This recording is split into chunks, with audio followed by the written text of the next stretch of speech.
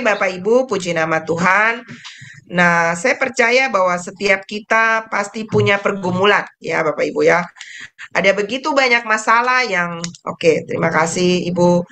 Ada begitu banyak masalah yang datang silih berganti dalam kehidupan kita. Tapi satu hal yang kita perlu syukuri bahwa kita masih punya Tuhan. Amin. Amin Bapak Ibu. Kita punya penolong ya, dan sebagai penolong di dalam setiap kesesakan kita, dia sangat terbukti ya. Ada banyak badai yang datang dalam kehidupan kita, menghampiri perahu kehidupan kita. Entah badai sakit penyakit, entah badai masalah ekonomi, entah pekerjaan di kantor, ataupun masalah keluarga dengan suami, dengan istri, dengan anak-anak. Ada pelayanan, ada begitu banyak masalah di sekolah anak-anak mungkin ya. Dan kadang-kadang kita kepayahan dengan masalah kita ya. Kita sepertinya nggak punya jalan keluar, sepertinya tembok tebal di sekeliling kita. Kita nggak bisa lihat jalan ya.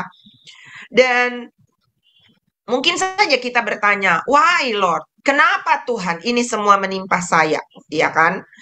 Dan jujur saya mau kasih tahu, sesungguhnya kita tidak punya alasan untuk menjawab setiap pertanyaan yang ada ya. Kenapa? Itu kadang kita nggak temukan solusi atau kita tidak temukan alasannya. Tapi percayalah bahwa Tuhan selalu punya alasan. Amin. Bahwa semua yang terjadi dalam kehidupan kita, dia tahu. Dia Bapa yang baik. Haleluya. Roma 8 ayat 28 berkata, Allah turut bekerja dalam apa? Hal baik saja? Tidak. Dalam segala hal. Artinya dalam hal baik, dalam hal buruk, Tuhan turut bekerja di sana. Untuk apa? Untuk mendatangkan kebaikan. Bagi siapa? Bagi mereka yang mengasihi dia. Yaitu yang terpanggil sesuai rencananya. Apakah Bapak Ibu ada dalam rencana Tuhan? Apakah Bapak Ibu mengasihi Tuhan? Tuhan sedang bekerja di balik semua masalahmu untuk mendatangkan kebaikan bagi kita. Bila badai menghantam kehidupan saudara dan saya, apa yang harus kita lakukan? Itu pertanyaan ya. Mari kita baca ini Bapak Ibu. Markus 6 ayat 45 sampai ayatnya yang ke-52. Mari kita baca. Multimedia bantu saya dan juga teman-teman yang ada di onsite, juga di online. Markus 6 ayat 45 sampai ayatnya yang ke-52. Sesudah itu, Yesus segera memerintahkan murid-muridnya naik ke perahu dan berangkat lebih dulu ke seberang, ke Betsaida. Sementara itu, ia menyuruh orang banyak pulang. Ayat 46. Setelah ia berpisah dari mereka, ia pergi ke bukit untuk berdoa. Ketika hari sudah malam, perahu itu sudah di tengah danau, sedang Yesus tinggal sendirian di darat. Ketika ia melihat betapa payahnya mereka mendayung karena angin sakal, maka kira-kira jam 3 malam ia datang kepada mereka berjalan di atas air dan ia hendak melewati mereka. Ketika mereka melihat dia berjalan di atas air, mereka mengira bahwa ia adalah hantu. Lalu mereka berteriak-teriak, sebab mereka semua melihat dia dan mereka pun sangat terkejut. Tetapi segera ia berkata kepada mereka, tenanglah, aku ini, jangan takut.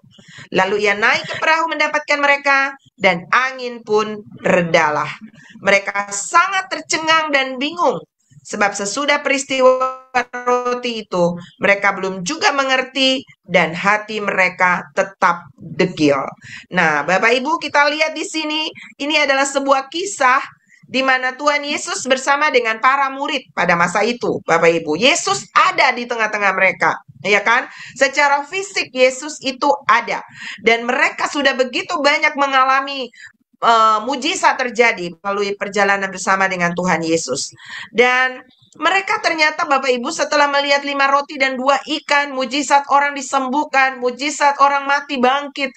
Mereka bahkan masih takut dengan situasi yang ada. Mereka bahkan masih belum mengerti tentang kemahakuasaan Tuhan yang menyertai mereka. Ya, pertanyaannya adalah bagaimana dengan Bapak Ibu sekarang? Kita bilang kita orang Kristen, kita bilang kita punya Tuhan. Apakah kita juga masih seperti para murid yang ada? Nah, ternyata Bapak Ibu, bagaimana sikap kita ketika badai datang menghantam, ya? Murid-murid ini mengalami badai yang sangat dikatakan angin sakal, dan perahu mereka terombang-ambing, membuat mereka nggak bisa melihat pantai. Mereka begitu ketakutan, bahkan mereka begitu panik dengan situasi ini, ya. Tetapi dikatakan di sini, apa yang mereka alami ini menjadi pelajaran buat Bapak Ibu Saudara dan saya. Mungkin Bapak Ibu juga sedang mengalami hal yang sama. Badai datang menghantam, Bapak Ibu nggak bisa lihat jalan keluar. Bapak Ibu nggak tahu ini ujungnya seperti apa. Mari kita belajar pagi hari ini. Apa sikap yang harus kita ambil ketika badai datang menerpa kita? Ya, dikatakan di sini, hal yang perlu Bapak Ibu dan saya pelajari dari peristiwa ini adalah, sebelum kita bersikap atau sebelum kita, apa sih yang kita perlu dapat dari peristiwa badai yang menghantam kehidupan kita? Maka kita harus mengerti beberapa hal yang nantinya akan membuat kita bisa bersikap, ya. Jadi ternyata pengertian itu penting, Bapak Ibu, ya. Yang pertama, apa yang harus kita mengerti dari peristiwa ini? Yang pertama adalah yang menyuruh Yesus, yang menyuruh murid-murid naik ke perahu siapa? Yesus. Yang mengizinkan Bapak Ibu Saudara dan saya ada di perahu kehidupan ini siapa? Yesus. Benar? Dia yang memberi hidup kepada kita. Dia yang mengizinkan kita ada dalam perahu kehidupan. Dia yang mengizinkan Bapak Ibu ada di perahu keluarga bersama suami, bersama istri, bersama anak-anak. Dia yang mengizinkan Bapak Ibu bekerja di kantor sekarang. Dia yang memberikan tugas kepada Bapak Ibu dan saya dalam melayani dia. Dia yang mengatur semua yang terjadi di setiap langkah kehidupan kita. Artinya bahwa perahu bisnis, perahu pelayanan, perahu keluarga, perahu pribadi, Tuhanlah yang menyuruh saudara ada di sini. Berarti Tuhan kita itu adalah Tuhan yang bertanggung jawab. Kalau dia menyuruh saudara dan saya, dia mengizinkan saudara saya ada di sebuah perahu, perahu keluarga, perahu pribadi, perahu pelayanan, perahu pekerjaan, maka dia bertanggung jawab. Haleluya, amin. Amin. Tuhan yang menyuruh, dia yang akan menyertai kita. Ya, bahkan dikatakan di sini bahwa Yesus waktu menyuruh mereka naik ke perahu, dia ngapain Bapak Ibu? Dia pergi berdoa. Dan saya yakin dia berdoa untuk siapa? Pastinya dia berdoa untuk murid-murid.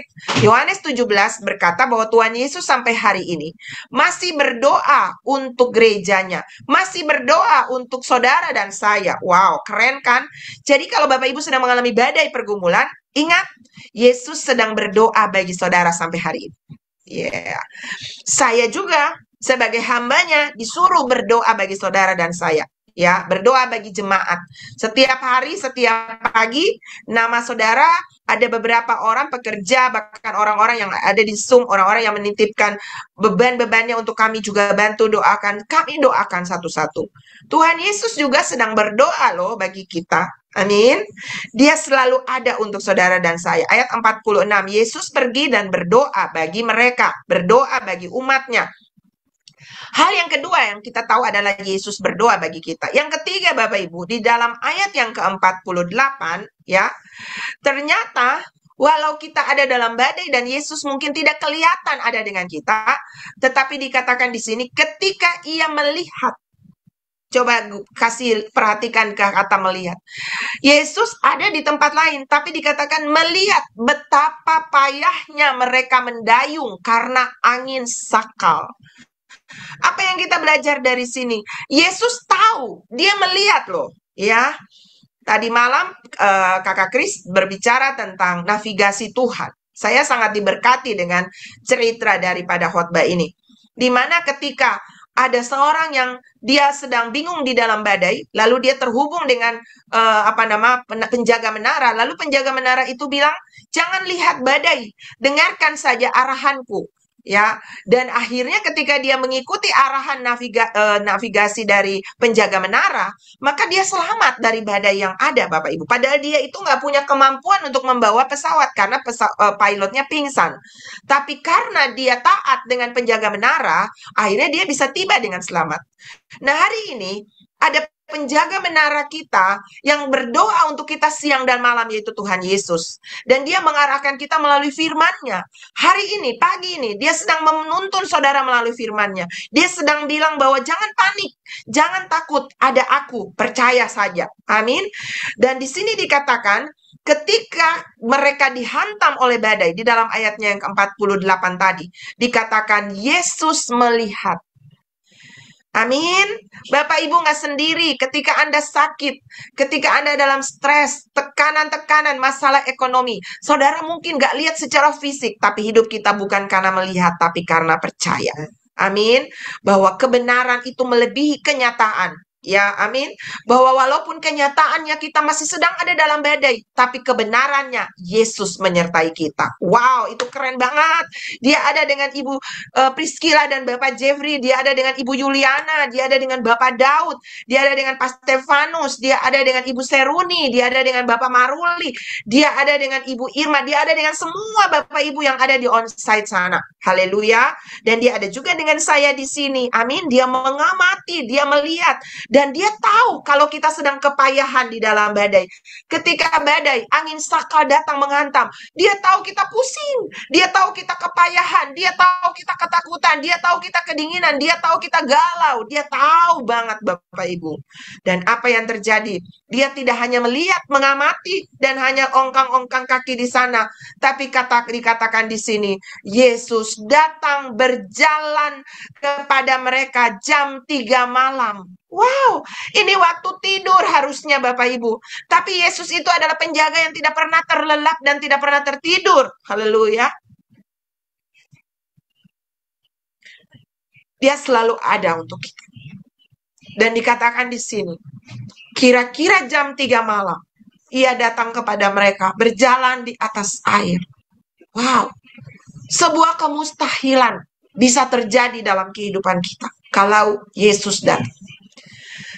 Dia berjalan di atas air. Hanya sesuatu yang tidak mungkin. Masa manusia berjalan di atas air? Tapi Yesus melakukannya. Apa yang kita belajar dari sini? Dia akan segera datang untuk menolongmu. Nggak peduli seberapa berat masalahmu. Nggak peduli seberapa badai menyiksa engkau. Yesus sanggup untuk menolong engkau. Dan bahkan dikatakan dia berjalan di atas air.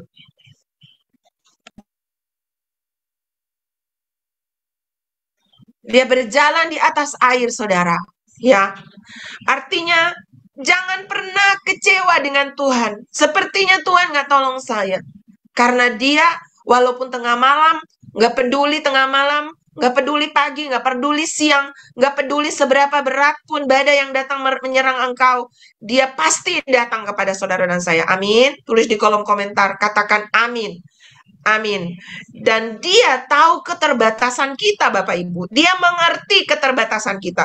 1 Korintus 10 ayatnya yang ke-13 berkata, pencobaan-pencobaan yang kamu alami ialah apa? Pencobaan luar biasa? Enggak. Dikatakan pencobaan-pencobaan yang kamu alami itu pencobaan-pencobaan apa Bapak Ibu? Biasa. Wow, katakan biasa. Pencobaan biasa yang tidak melebihi kekuatan manusia. Dia tahu batas kekuatan saudara dan saya. Amin. Sehingga dikatakan di sini, sebab Allah setia dan karena itu ia tidak akan membiarkan kamu dicobai melampaui kekuatanmu. Jangan pernah curiga sama Tuhan.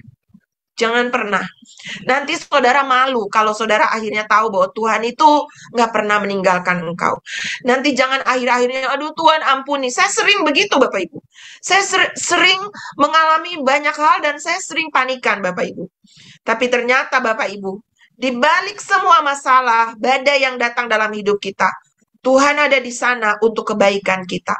Tuhan mau ajar kita. Apa yang Tuhan mau ajar di balik masalahmu hari ini? Supaya saudara dan saya lebih mengenal Tuhan. Karena ternyata pengenalan akan Tuhan itu jauh lebih penting daripada doa-doamu dijawab. Daripada engkau disembuhkan. Daripada engkau diberkati. Daripada jalan yang terbuka. Lebih daripada pentingnya itu adalah Tuhan mau untuk mengenal Dia lebih daripada semuanya itu. Kenapa?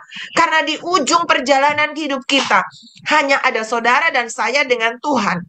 Betapa tidak nyamannya kalau kita berjalan dengan orang yang tidak kita kenal, benar? Kita akan tinggalkan suami, kita akan tinggalkan istri, kita akan tinggalkan anak-anak, kita nggak bawa harta apapun, kita hanya dengan Tuhan. Nah, kalau kita nggak kenal Tuhan, selama hidup kita nggak pernah bangun hubungan dengan Dia, bagaimana perjalanan kita di dalam kekekalan, ya kan? Sebab itu, Tuhan izinkan badai datang untuk saudara lebih mengenal Dia. Ketika Ayub mengalami pencobaan ujian hidup bertalu-talu, bertubi-tubi, silih berganti. Saudara, kayaknya kita semua belum pernah ya ngalami masalah sehebat Ayub. 10 anaknya mati, bangkrut, krut, kena kusta dari kepala, kena penyakit aneh dari kepala sampai kaki. Bahkan istrinya sendiri bilang, kutuki Allahmu dan matilah. Bayangkan Bapak Ibu. Tapi Alkitab mencatat, setelah proses yang panjang dari kehidupan seorang Ayub yang saleh, dia nggak punya alasan sebenarnya untuk dia mengalami semua pencobaan itu. Tapi Tuhan punya alasan. Apa alasannya? Tuhan sedang memuji Ayub di depan setan. Waktu itu setan datang dan setan bilang kepada Tuhan, kau lihat Ayub, orang yang tidak bercela, saleh. Tapi Tuhan izinkan pencobaan itu datang kepada Ayub. Tapi tidak melampaui kekuatan Ayub. Amin Bapak Ibu. Dan ketika proses itu terjadi, Ayub akhirnya berkata, dulu aku mengenal Tuhan dari kata orang. Aku dengar cerita bagaimana Tuhan tolong si A, si B, si C. Bagaimana Tuhan buka jalan buat si A, si B, si C. Tapi hari ini, melewati proses ini, mataku sendiri melihatnya. Wow. Tuhan membawa saudara melewati badai untuk Anda lebih mengenal Tuhan. Kapan kita tahu Tuhan itu Yehova Rafa, Allah penyembuh? Waktu kita sakit dan Tuhan sembuhkan. Kapan kita tahu Dia adalah Yehova Jireh, Allah yang mencukupi? Ketika kita kekurangan dan Dia menyediakan. Wow. Tuhan ingin memperkenalkan diri di tengah badai kepada saudara dan saya. Lalu di sini dikatakan, apalagi yang Tuhan mau ajak? Tuhan mau ajak supaya kita punya nilai kekekalan yang jauh lebih penting daripada Anda diberkati, Anda mendapat jawaban-jawaban doa. Sehingga kita bisa berkata, kita datang ke dunia, kita nggak membawa apa-apa. Ku tak membawa apapun juga saat ku datang ke dunia. Ku tinggal semua pada akhirnya saat ku kembali ke surga. Kita tinggal semua, tapi kita bawa ini. Inilah yang ku punya, hati sebagai hamba yang mau taat dan setia padamu Bapa. Kemanapun ku bawa, hati yang menyembah dalam roh dan kebenaran sampai selamanya. Hati yang menyembah, hati sebagai hamba, yang apapun yang Tuhan izinkan datang, no complain. Cuma katakan, yes Lord, thank you Lord. Saya percaya, di ujung sana, seperti cerita kemarin anak saya, penjaga menara itu akhirnya puas ketika orang yang dia arahkan selamat karena mengikuti navigasinya. Tuhan mengizinkan badai, tapi Dia menyediakan alat navigasi, firman-Nya, untuk mengarahkan saudara dan saya. Sehingga satu waktu nanti, ketika kita bertemu dengan Dia, Dia memeluk kita, dan Dia berkata, good, baik hambaku, kau telah setia dalam perkara-perkara kecil. Engkau telah oke saja ketika badai bahkan datang. Dan aku menyediakan bagimu mahkota. Wow, keren banget Bapak Ibu. Dia Bapak yang baik. Jangan pernah curiga dan kecewa sama Dia. Haleluya. Saya ingat waktu anak saya sakit Bapak Ibu. Beberapa minggu yang lalu, anak saya tiba-tiba menelpon dan dia bilang bahwa dia panas. Suami saya, papanya, Bapak Ibu sedang sibuk, tapi dia nggak tega. Dan dia bilang begini, aku mau pergi lihat anakku. Aku mau lihat dia karena dia sedang sakit. Bagaimana papa yang di dunia saja yang jahat, yang bisa yang bisa juga melakukan hal-hal yang tidak baik untuk anaknya. Bisa seperti itu. Apalagi Bapak kita di surga, Bapak Ibu. Ketika Anda berteriak, Bapak tolong. Murid-murid berteriak, Yesus tolong. Yesus tidak diam. Dia segera datang menolong mereka. Dia pasti datang untuk saudara dan saya. Dia mau menghampiri saudara dan saya. Apapun masalah saudara dan saya, Tuhan adalah Tuhan yang tidak terbatas. Dia tak tahu pergumulanmu. Dia sanggup dan dia mau menolong engkau. Dia berjalan di atas air, menunjukkan dia tidak terbatas. Amin. Dia adalah Tuhan yang sanggup menembusi dimensi-dimensi natural. Secara natural, gak mungkin manusia berjalan di atas air. Tapi Tuhan mau menunjukkan, aku adalah juga Tuhan yang supranatural. Yang sanggup menolong saudara. Dokter bilang penyakitmu tidak tersembuhkan. Mungkin keadaan ekonomimu, nggak mungkin aku bisa melewati masalah ini. Tapi selama ada Tuhan, tenang. Dia berkata, jangan takut. Aku ada untuk engkau. Dan Tuhan, coba saudara perhatikan ayat ini, dia nggak langsung menuju perahu, ya kan? Dia sepertinya mau melewati mereka. Apa yang kita bisa belajar dari sini? Tuhan kadang mau cek and recheck seberapa Anda mengenal dia. Kan ini murid-muridnya. Kalau saudara adalah murid-murid, kadang-kadang Tuhan akan izinkan badai datang untuk mengetes seberapa Anda percaya bahwa dia Tuhanmu.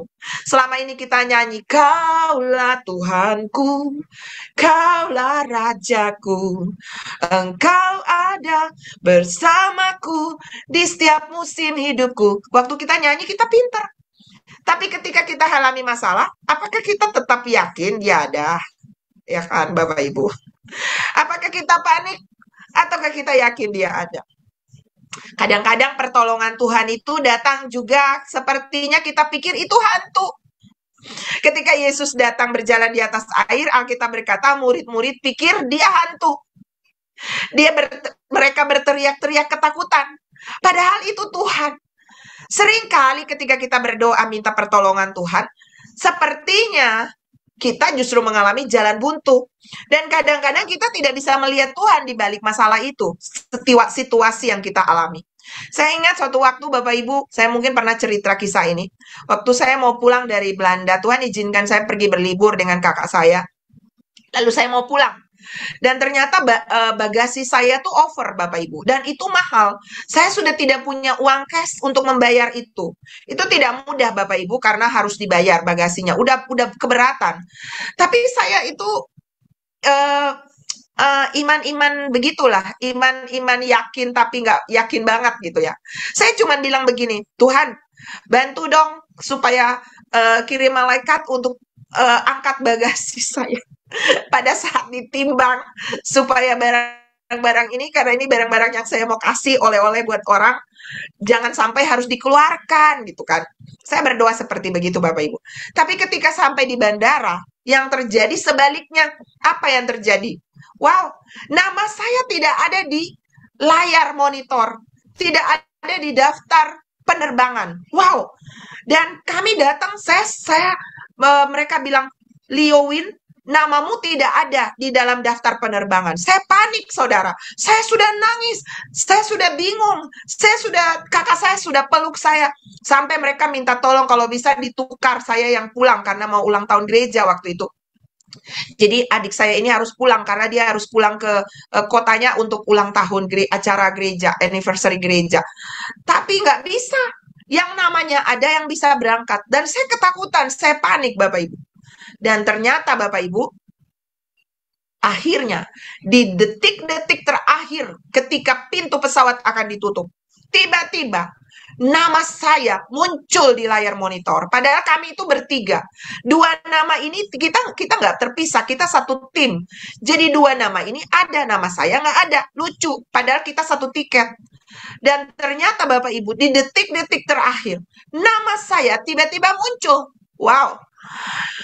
Tuhan mengizinkan, saya bayangkan ya, malaikat tutup mata atau malaikat hapus nama saya di awal-awal jam untuk check-in itu.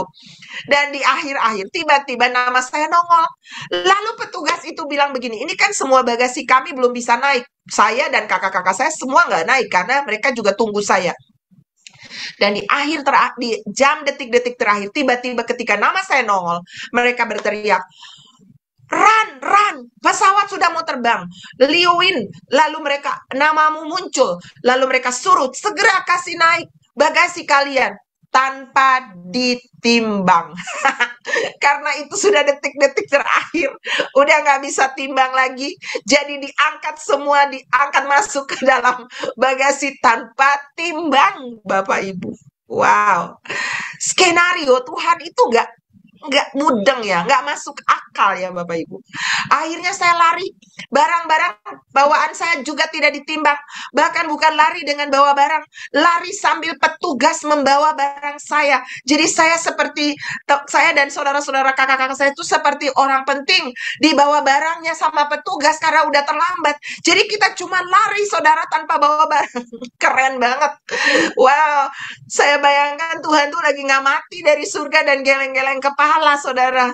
Sampai di pesawat, waktu saya duduk karena di belakang sudah full, saya akhirnya duduk di bagian depan, Bapak Ibu. Dan ketika saya duduk di samping situ, di kelas penting itu, saya lihat ke jendela, lalu saya lihat langit yang merah. Saudara tahu, pagi hari subuh ketika kami berdoa, sebelum timbang barang-barang dan kedapatan bagasi saya berlebihan itu, waktu berdoa, Tuhan memberikan saya sebuah penglihatan. Saya melihat langit merah dan pesawat lewat di sana. Sebenarnya saya bilang sama kakak saya, kok aku lihat langit merah seperti apa nama sunset, Bapak Ibu, dan ada pesawat. Apa ya maksudnya? Saya belum bisa mengerti. Saya belum mendapat jawabannya. Tapi waktu saya duduk di pesawat dan saya lihat langit merah dan kami terbang, saya baru ngeh, wow, kalau saya tadi tidak panik dan saya ingat navigasi Tuhan bahwa sekalipun sepertinya terlambat langit merah, kamu pasti terbang. Saya harusnya nggak panik. Saya tenang aja. Tapi saudara, waktu itu karena saya panik, saya nangis. Kakak saya bilang, ayo kita berdoa. Lalu kita berpelukan di sana, kita berdoa. Ya kalaupun saya harus tinggal, mereka sudah bersiap-siap, tapi saya yakin, saya bingung dengan keadaan itu. Ternyata Tuhan punya skenario. Akhirnya saya terbang dengan saudara-saudara saya, dengan tanpa bayar 1 sen pun, dengan cara Tuhan. Menurut saya seperti hantu, menakutkan. Kok nama nggak ada di itu. Tapi itu cara Tuhan menolong saya. Sehingga akhirnya saya tidak membayar 1 sen pun. Bagasi saya masuk free. Saya tuh sampai sekarang nggak bisa mengerti. Saudara tulis di kolom komentar, Tuhan luar biasa. Saudara katakan, wow, Tuhan dahsyat. Saudara, satu waktu lagi, waktu kami mau pergi mengantar, mau pergi ke satu daerah, di satu tempat di kota ini, Jakarta. Nah, saudara kan tahu, Jakarta ini kan ganjil genap. Mobil anak saya itu plat nomor genap. Waktu itu hari ganjil. Dan waktu itu kami nggak ngeh waktu mau pergi itu. Tapi waktu mau pergi, udah di depan lift, tiba-tiba ada yang sakit perut, balik lagi ke toilet. Waktu satu keluar, satu lagi ke toilet. Waktu satu keluar, saya bilang, kenapa ini ya? Kok rame ya? Kita ini kok sakit perut semua? Ternyata Bapak Ibu, setelah kami masuk keluar toilet itu, lalu kami sampai di mobil, anak saya itu baru sadar. Wah Pak, puji Tuhan loh, kita ini pas jam 10. Kalau tadi sebelum jam 10 kita udah jalan, kita pasti kena tilang. Kita pasti diamati dan kita salah plat nomornya di jam itu. Kan harus jam 10 Bapak Ibu. Wow, kadang-kadang ketika Tuhan tolong kita, sepertinya hantu datang. Ya, sepertinya kenapa ya ada masalah. Tapi kalau kita tidak panik, kita tenang. Kita tidak salahkan Tuhan. Kita tidak kecewa dengan Tuhan.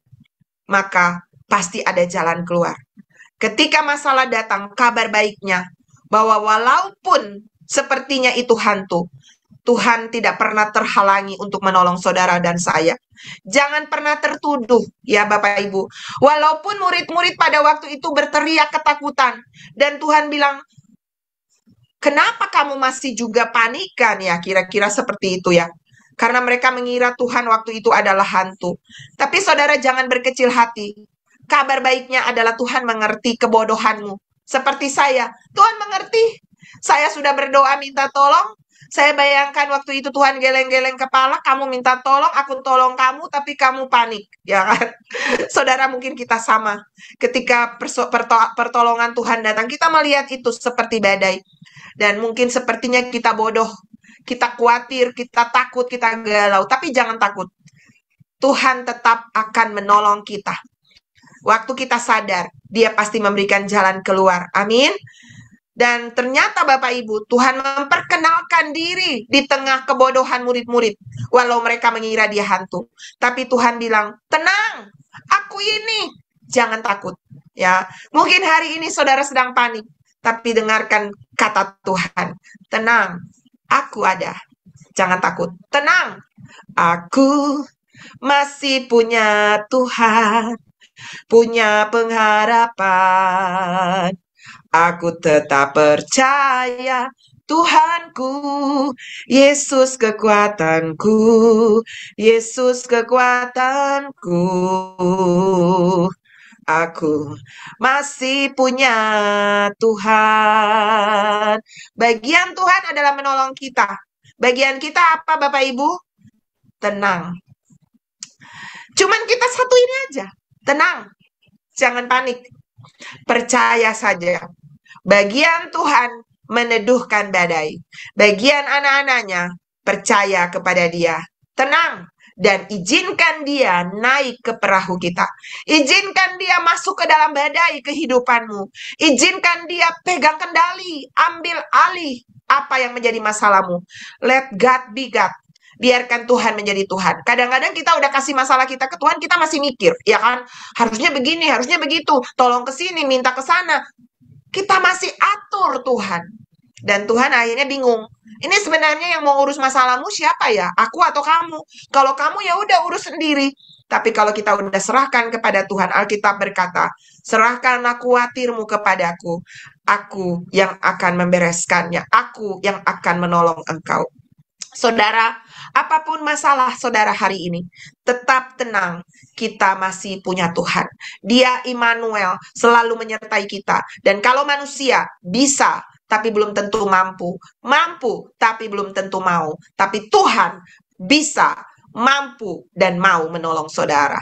Tuhan memberkati saudara. Dan saya percaya ketika badai datang, Tuhan mau melatih kita untuk kita punya nilai ilahi yang akan kita bawa. Dan nilai itu adalah apa? Tenang dan percaya. Saudara, di Afrika ada satu suku yang setiap kali mereka mau memilih kepala suku, akan ada satu pelatihan tingkat tinggi. Apa itu? Mereka akan menaruh orang itu di tengah-tengah hutan rimba yang tidak ada penduduknya. Hutan yang penuh dengan binatang buas, hanya dengan satu buah pisau. Dan bagaimana dia bisa bertahan ada di sana akan menentukan sebuah kepercayaan untuk menjadi seorang pemimpin. Hari ini Tuhan sedang mempersiapkanmu bukan menjadi rakyat jelata, tapi menjadi seorang pemimpin, seorang calon mempelai Kristus yang cantik tanpa cacat celah. Dan Tuhan mengizinkan masalah persoalan untuk membentuk kita. Dan kadang-kadang saudara, anak yang dilatih di tengah hutan Afrika tadi, dia ketakutan, dia panik. Dan kalau ada binatang-binatang buas yang mungkin datang untuk mau menyerkam dia, saudara percaya dan tahu nggak? Ternyata di balik pohon-pohon yang sepertinya nggak ada manusia di sana, ada seseorang yang mengamati dia, dan di saat-saat darurat akan segera datang menolong dia. Siapakah dia? Papa daripada orang itu. Kita punya Bapa yang mengamati, melihat kita. Bahkan di saat kita nggak sadar dia ada. Tapi dia ada di sana untuk saudara dan saya. Tetaplah percaya, tetaplah bergantung kepada dia, tetaplah andalkan dia, tetaplah izinkan dia masuk ke dalam perahu kehidupanmu. Dan Alkitab mencatat di ayat yang terakhir, ayat yang ke-51, sorry saudara, dikatakan, lalu ia naik ke perahu dan mendapatkan mereka.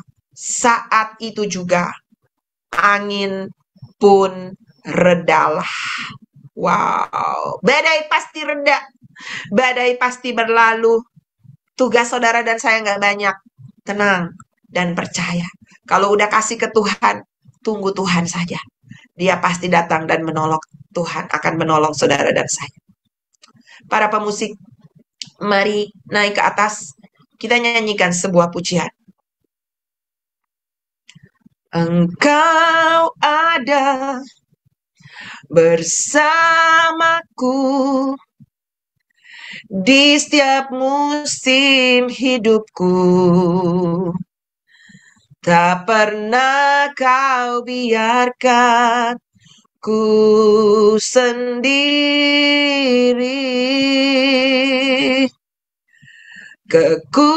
Kekuatan di jiwaku adalah bersamamu. Tak pernah ku ragukan kasih-Mu. Bersamamu Bapa, ku lewati semua. Perkenananmu yang teguhkan hatiku.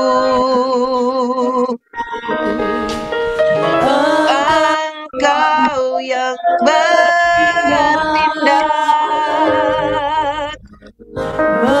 memberi pertolongan. Anugerah-Mu besar melimpah bagiku. Bapak Ibu, coba ketika kita nyanyikan lagu ini, bayangkan Bapak Ibu tuh sedang dipeluk Tuhan ya. Lalu Anda sedang menghadapi badai. Tapi bayangkan Tuhan ada denganmu. Setiap kali saya mengalami masalah-masalah sulit dalam hidup saya biasa bikin ini Bapak Ibu. Saya duduk diam, saya ngebayangin Tuhan lagi peluk saya. Dan saya mengizinkan Dia berkata, tenang, aku ada. Aku ada untukmu. Aku ada untuk Bapak Ibu Saudara. Apapun pergumulanmu, biarkan Dia menjadi Bapa bagi engkau. Bersamamu Bapa,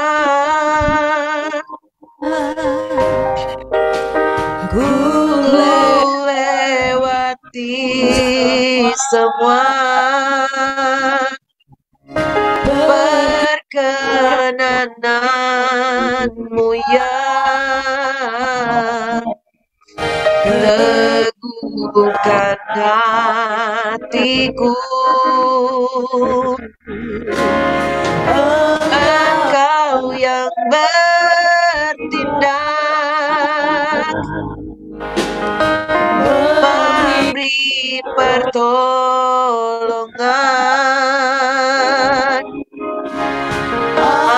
Anugerah-Mu besar melimpah bagiku.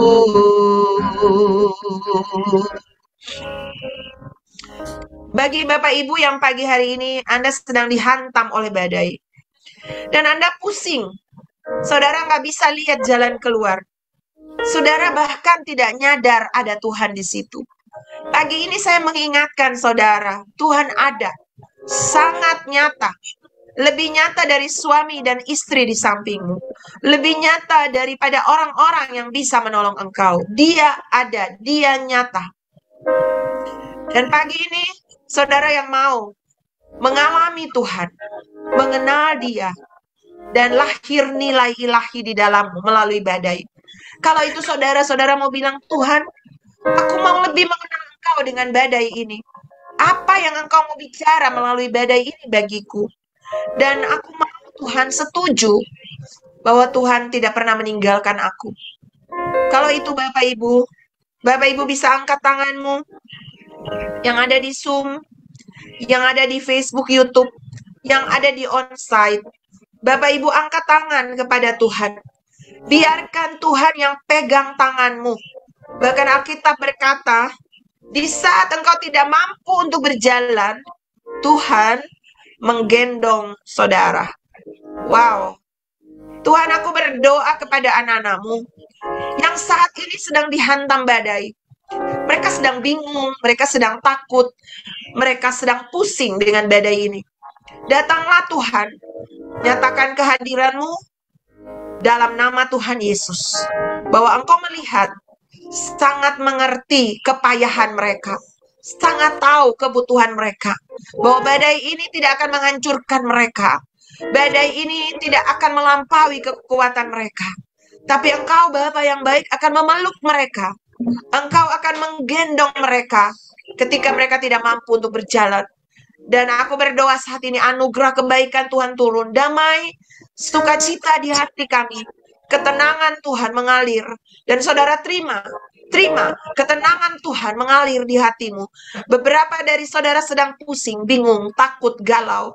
Tapi pagi ini, sesuatu yang supranatural, seperti Tuhan menunjukkan bahwa manusia tidak bisa berjalan di atas air, tapi dia mampu melakukannya. Artinya, gak ada yang mustahil bagi dia. Dan bagi engkau yang percaya, tidak ada juga yang mustahil bagimu. Dan saat ini ada sesuatu yang supranatural. Sakitmu yang mungkin menurut dokter gak bisa disembuhkan. Aku katakan sembuh dalam nama Yesus. Yang menurut manusia, bisnismu tidak bisa dipulihkan. Aku katakan pulih dalam nama Yesus. Tuhan katakan pulih. Tuhan mau menolong engkau. Tenang, ada Tuhan. Dan saat ini pertolongan yang ajaib itu turun bagi mereka. Dan mereka akan mengalaminya secara jasmani. Seperti Yesus naik ke perahu. Dan badai itu tenang secara natural. Maka secara natural itu juga mereka alami kesembuhan, pemulihan, pertolongan Tuhan yang ajaib. Kami akan mendengar kesaksian-kesaksian. Bagaimana badai-badai tenang dalam kehidupan anak-anak-Mu. Karena Tuhan ada di dalam kehidupan mereka. Terima kasih Bapa. Hamba sudah selesai. Tapi Roh Kudus jangan berhenti. Teruslah menemani mereka. Teruslah tolong dan ingatkan mereka bahwa Tuhan ada bagi mereka. Terpujilah nama-Mu Bapa. Kami terima kehadiran-Mu. Kami terima Engkau di perahu hidup kami. Dan ketenangan yang luar biasa kami alami pagi ini. Dalam nama Tuhan Yesus. Haleluya. Amin. Amin. Tuhan Yesus memberkati.